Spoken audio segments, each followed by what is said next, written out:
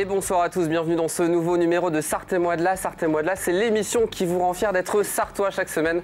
Nous avons la chance, vous le savez, de découvrir ou redécouvrir la Sarthe ensemble avec au programme. Ce soir, pour commencer, direction changée, puisque je reçois son maire Joël Georges en compagnie d'un adjoint et d'un invité. Deuxième partie, on va s'arrêter sur deux événements qui vont se dérouler prochainement. La 6e édition du Festival culturel d'Outre-mer, organisé par l'association ACMA Caraïbes avec Jean-Claude Labrousse, Karen et Mike Alpha. Et puis le Salon international d'art contemporain qui s'annonce du 10 au 13 mai prochain avec Lucien Rumi. Et puis en troisième partie, vous le savez, on fait un focus sur ceux qui font la Sarthe. Daniel Levoyer sera là pour le dernier numéro de la vie mancelle et sartoise. On s'intéressera à ce dossier sur mai 68. On patoisera aussi ce soir avec mon patron Pascal Brulon qui sera avec nous. Et puis vous le savez, j'ai un invité d'honneur. Je suis très content de l'avoir avec moi. Il est juste à côté, mais vous le découvrirez juste après le générique.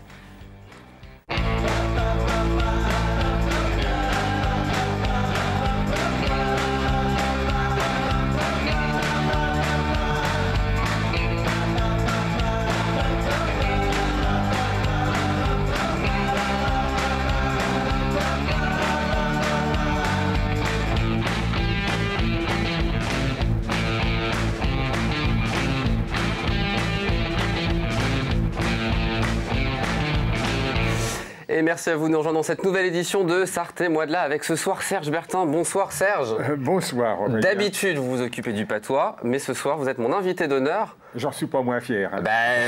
Tant mieux si vous êtes fier. En tout cas, je suis fier de vous avoir avec moi.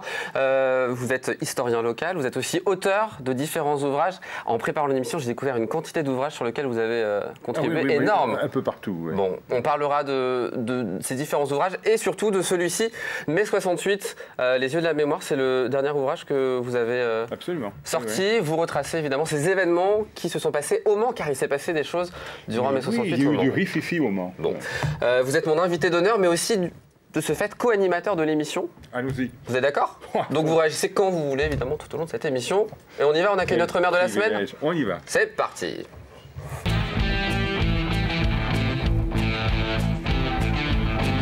Et direction changée ce soir avec vous, Joël Georges. Bonsoir. Bonsoir. Bienvenue sur le plateau, ça va bien?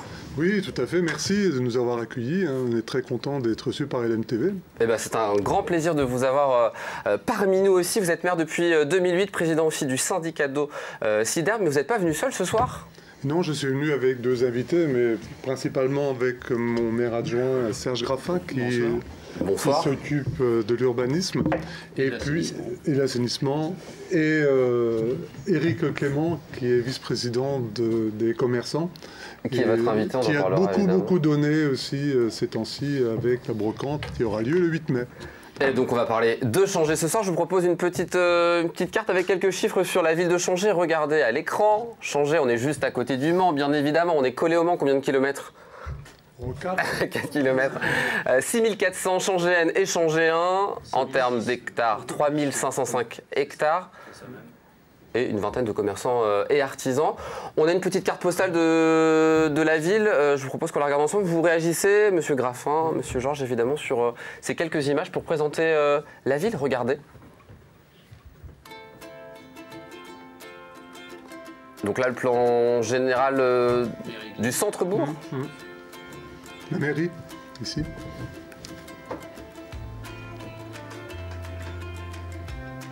Donc la mairie de la commune. L'église Saint-Martin. L'église. L'église 7e. La nouvelle salle dojo et salle de tennis de table. On en parlera du côté sportif la de la ville. De la partie culturelle aussi. De Rabelais. Le centre François Rabelais. Le centre socio-culturel. Alors, quel est ce bâtiment? L'école. Ouais. C'est l'école. Le pôle santé Changéen. Serge, est-ce que vous connaissez Changé? Vous avez une histoire et une date précise, je crois. 1960, oui. Que s'est-il passé en 1960? J'ai appris à danser la bidoche. Alors, vous avez une passion pour la danse, il faut le savoir. Oui. Vous avez fait une thèse sur la danse. Exact, oui. Oui, mais là, la bidoche, c'est vraiment une danse rurale et très implantée dans son milieu. Et M. Vaucel, qui me l'avait apprise à l'époque, était un fin danseur. Donc tout commence à changer. Voilà, tout change à changer. Pour la bidoche. Mais le slogan de changer, c'est changer une ville où il fait bon vivre. Tout à fait. C'est vrai. C'est un slogan qui nous colle à la peau, mais qui nous plaît bien. Évidemment. Qui nous plaît bien. Une date importante pour commencer, c'est le 8 mai, c'est aujourd'hui, puisqu'il y a un événement important qui s'organise dans la commune. On ne va pas cacher à nos téléspectateurs, on enregistre un peu au préalable cette émission comme c'est férié aujourd'hui, mais le 8 mai c'est l'événement, cette brocante c'est un événement important. Oui, de l'année avec, on va dire peut-être 3000, 4000 changéens dans les rues, hein, c'est énorme. Et puis une brocante qui a lieu avec les artisans et les commerçants de Changé. Bon, des gens qui travaillent beaucoup, qui donnent beaucoup dans le bénévolat, je les félicite au passage. On le disait, une vie associative aussi importante au niveau sportif, beaucoup de licenciés. Nous avons plus de 2000 adhérents à Changé qui pratiquent le sport, tout compris avec le culturel, on est à peu près à 3000, oui, sans difficulté. Bon, il n'y a pas que les Changéens qui participent, parce que nous sommes 6500 habitants à peu près, hein. Mais tout de même, il y a quand même une forte participation et nous avons un tissu associatif important, puisque nous sommes environ à 70 associations aujourd'hui. Pour revenir au sport, il y a une section féminine qui fonctionne très bien en foot. Football, oui. Oui. Ça, c'était important de le souligner. Plus de 80 licenciés, donc, et aujourd'hui au niveau 3 national. Et la section sportive qui a évolué au niveau de la Coupe de France, c'est ça? Oui, ils sont allés en 8e de finale, 16e de finale. 16e de finale. Coupe de France féminine. Donc voilà, une ville associative importante, sportive, culturelle, et puis une ville qui attire, on le disait, c'est une ville qui... oui. La population augmente d'année en année au sein de Changé. Nous avons environ 200 Changéens chaque année en plus. Donc effectivement, nous avons beaucoup de chance, hein. Nous sommes en première couronne mancelle, donc pas beaucoup de difficultés pour attirer les Changéens. Bon, par contre, il faut des infrastructures nouvelles. Et donc ça, c'est un vrai défi pour l'avenir, d'adapter les infrastructures à ces nouveaux arrivants. Mon collègue va peut-être pouvoir en parler sur les dizaines d'années à venir. Ça va être assez compliqué. Alors, il y a des projets en cours, notamment une école qui est en gestation. Donc aujourd'hui, on est surtout contraint par le PLU que nous avons refait. Donc les projections ont changé, c'est 2015-2030 à 8200 habitants. Donc, vous voyez. Donc il va falloir... Donc une forte augmentation. Forte augmentation.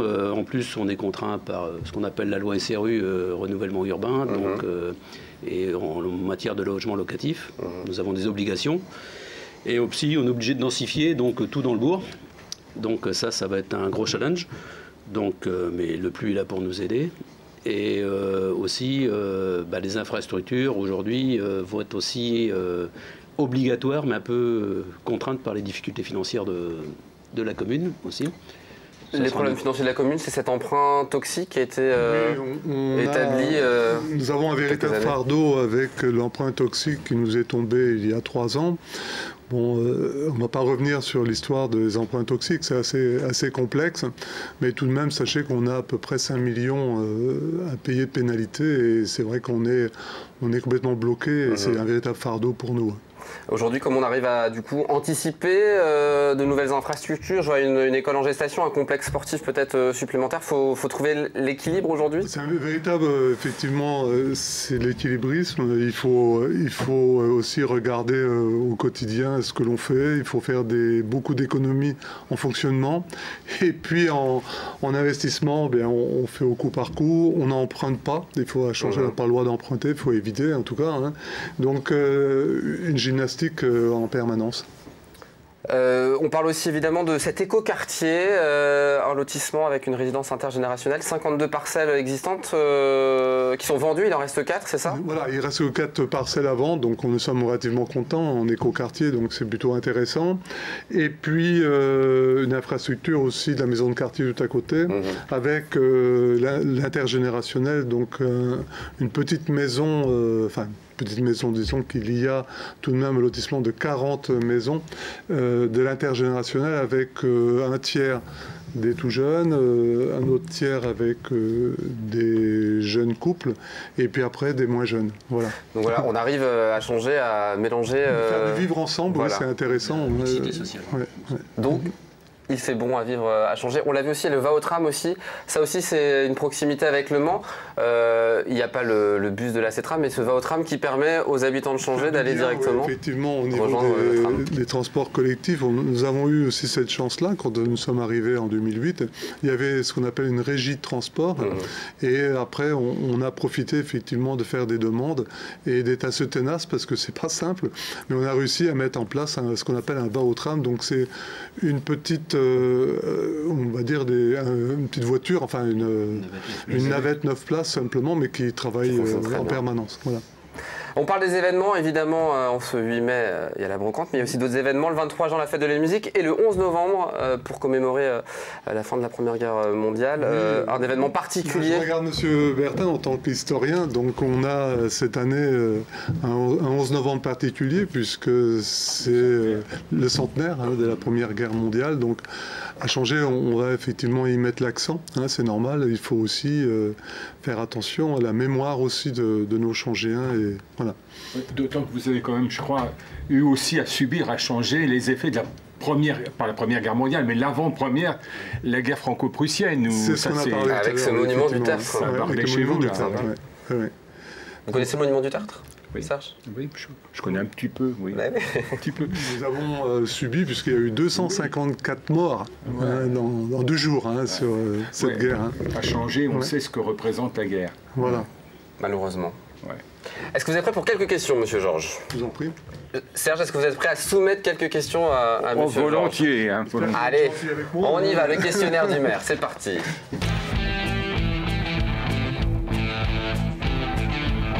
Voilà. On y va, Serge, c'est parti. Alors, dans votre commune, votre lieu préféré ? Monsieur Graffin peut répondre aussi, évidemment. Serge va peut-être pas être forcément d'accord avec moi, c'est normal, mais moi j'aime bien la butte des Rossets. Butte des Rossets, donc c'est un petit peu les Alpes changéennes, puisque c'est 124 mètres d'altitude, donc c'est quand même pas si mal. Et là-haut, on y voit 5 communes, donc on peut effectivement aussi se promener. Il y a pas mal de chemins de randonnée, et c'est des choses très intéressantes aussi pour pique-niquer pour les familles. Maintenant, l'heure de la journée que vous préférez ? Moi j'aime bien 8h le matin, je suis assez matinal, et Changé bouge. Même 7h ça ne me gênerait pas, mais à 8h effectivement, il y a les premiers enfants qui arrivent dans les écoles, et je trouve ça très intéressant. Et maintenant, le portrait chinois de votre ville, si votre ville était un mot. Un seul mot pour définir votre ville. Un seul mot ? Oui. Moi je dirais bien vive. Convivialité, oui. Convivialité. Un chiffre ? Un chiffre ? 72 560. Ah, le code postal. Une date ? Une date. Le 8 mai. Et une chanson ? Une chanson ? Ouais. J'aime bien, comment il s'appelle ? J'aime bien Polo. Oui. Alors Polo, j'ai écouté l'autre jour Marcel, ouais. Ah bah découvrir, je ne connais pas. Dans les prénoms justement. Et le prénom du dernier bébé dans votre commune ? On a bien posé cette question. Gabin. Et les prénoms des derniers mariés ou pacsés dans votre commune ? Alors, les derniers mariés, c'est facile pour nous, puisque nous avons marié une ancienne collègue samedi dernier, c'est Laura Martin, et c'est Jason Bone, donc son mari. Et bon, on les félicite. Elle est mariée à un Américain. Voilà. J'aime bien finir ce petit questionnaire par une belle note. On présente vos objets, chacun vous a demandé d'apporter un objet qui symbolisait la commune. Monsieur Graffin, je crois que c'est le canard changéen. Canard changéen, oui, donc qui a remplacé le bulletin municipal dans le précédent mandat, et qui a un fort lien entre la commune et les administrés et les commerçants et les tissus associatifs, quoi. Monsieur Georges ? Alors moi je reste avec les commerçants de Changé. Bon, on a le fleuriste aujourd'hui, mais là c'est plutôt le boucher, charcutier, c'est les rillettes que je mets en avant de Michael Douard. Mais j'ai une grosse déception parce que je voulais des rillettes et je me suis dit monsieur le maire va m'en apporter, mais non, même pas de rillettes. Je peux vous en apporter, je passe souvent. J'aime bien le petit pot, mais voilà, souvenir. Merci en tout cas pour cet objet. Est-ce que vous êtes prêt à accueillir votre invité ? Oui. Et c'est l'invité du maire, on y va.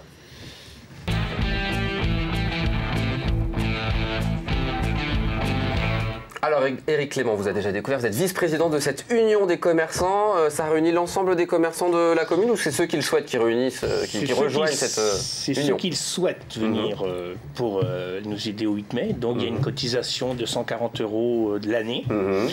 Et après, on a une semaine commerciale du 1er mai au 8 mai. Donc on a des lots à gagner. Donc il y a 2000 € de lots à gagner. Et il y a des rillettes de chez Il y a des rillettes, oui, il y a des rillettes, il y a tout, il y a des bons d'achat.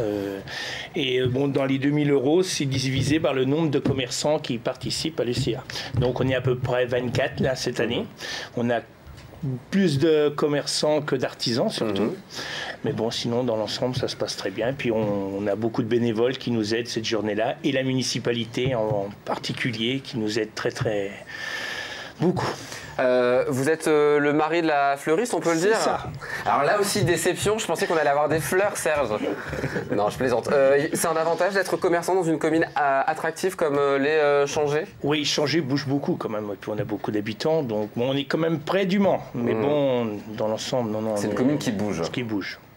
Parce qu'on parle souvent de cette problématique de la survie des commerçants dans les communes, les petites et les moyennes communes. C'est moins le cas à Changé? Moins le cas à Changé, c'est quand même, il y a beaucoup d'habitants et tout, donc on arrive à... Voilà. Non, ça bouge beaucoup. D'autres actions sont prévues au cours de l'année, au-delà du 8 mai? Après, c'est les 10 km de Changé, c'est tout, parce que bon, c'est pour motiver les commerçants, donc c'est très dur. Et donc, le 8 mai, ça suffit entièrement à organiser. Vous vous appuyez évidemment sur les commerçants pour dynamiser votre ville? C'est essentiel pour la vie d'un... Heureusement qu'ils sont là, les commerçants, dans une commune comme la nôtre. Bon, il y a effectivement beaucoup de collègues maires dans la Sarthe et en France qui cherchent effectivement des commerçants.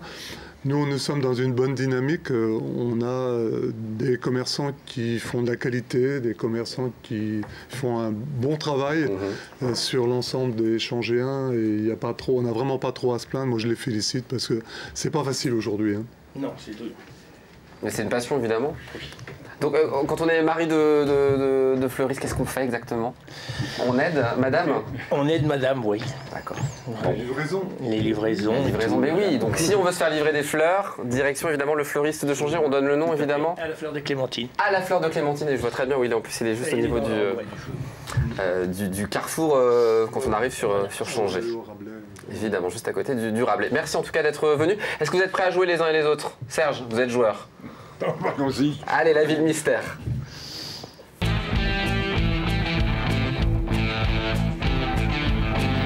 Alors, on joue pour découvrir la commune dont on recevra le maire la semaine prochaine. Pour cela, il y a 2 images qui sont proposées. Regardez. Alors, est-ce que vous avez une idée? Voilà, la mairie et un plan un petit peu plus large. On est à l'extrémité ouest du département. Serge, vous qui êtes historien, si je vous dis l'église Saint-Martin, le manoir de Vrigné ou la chapelle du Nid, ça vous dit quelque chose? Non. Eh bien, on va laisser nos téléspectateurs deviner et le téléspectateur qui aura la bonne réponse gagnera une entrée au centre François Rabelais, mais par contre je ne connais pas de tête la saison culturelle, mais c'est promis, il y aura une entrée... Même 2 entrées, parce que évidemment pour le téléspectateur et une autre personne. Très bien, merci beaucoup, merci à vous d'être venu sur le plateau. Donc la prochaine fois que vous revenez, le pot de rillettes, les fleurs bien évidemment, puis on parlera évidemment. C'est promis. Merci en tout cas. Et puis on parlera de tous ces beaux projets qui vont être mis en place au sein de la commune de Changé. Serge, on ne se quitte pas. Dans un instant, c'est la deuxième partie. On va parler de danse notamment. Les danses des îles du Soleil. Est-ce que ça vous dit quelque chose? La danse, oui. Les îles du Soleil, je vais découvrir. Bon, ça sera juste après la pub. À tout de suite.